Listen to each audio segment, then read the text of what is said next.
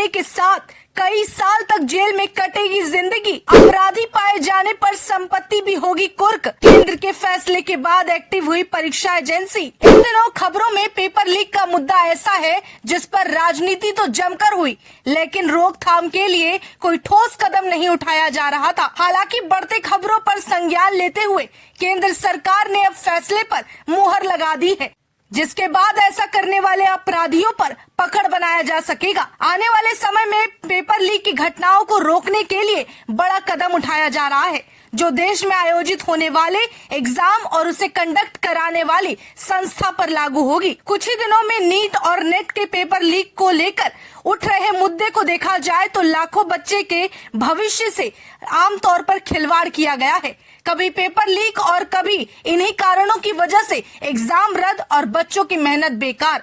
लेकिन अब और नहीं, इस तरह के विवादित मुद्दों के बीच सजा की लंबी फहरिस्त जारी की गई है, जिसके बाद इस फैसले में किसी भी तरह की परीक्षा में होने वाले फर्जीवाड़े को रोका जाएगा। दरअसल इस साल फरवरी में संसद से ये कानून पारित हुआ था, जो 21 जून 2024 से प्रभाव में आ गया, यानी कि लागू कर दिया गया। इस कानून के तहत सार्वजनिक परीक्षाओं में होने वाले धोखाधड़ी पर अंकुश लगाने के लिए उसे रोकने के लिए न्यूनतम 3 से 5 साल की कैद की सजा का प्रस्ताव रखा गया और पेपर लीक गिरोह में शामिल लोगों को 5 से 10 साल की कैद और न्यूनतम कम से कम 1 करोड़ रुपए का जुर्माना लगाया जाएगा। अगर कोई व्यक्ति या व्यक्तियों का समूह, कोई संगठन इसमें अपराधी पाया जाता है, जिसमें परीक्षा आयोजित करने वाली संस्था, सेवा प्रदाता या कोई अन्य संस्थान शामिल है, तो उन्हें कम से कम 5 साल की कैद की सजा दी जाएगी और 10 साल तक इसे बढ़ाया जा सकता है। कानून कहता है कि जुर्माना 1 करोड़ रुपए से कम नहीं होगा। किसी संस्थान के संगठित पेपर लीक अपराध में शामिल पाए जाने पर उसकी संपत्ति कुर्क करने और जब्त करने का भी प्रावधान कानून में है और परीक्षा की लागत भी उस संस्थान से वसूली जाएगी।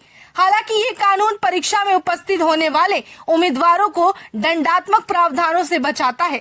अगर कोई अभ्यर्थी परीक्षा के दौरान अनुचित साधनों का प्रयोग करता हुआ पकड़ा जाता है, तो उसके खिलाफ परीक्षा आयोजित करने वाली संस्था के प्रावधानों के अनुसार कार्रवाई की जाएगी। परीक्षा में शामिल होने वाले अभ्यर्थियों को कड़ी सजा से छूट दी गई है और उन्हें मौजूदा कानूनों के तहत ही परीक्षा आयोजित कराने वाली संस्था के नियमों के हिसाब से सजा मिलेगी।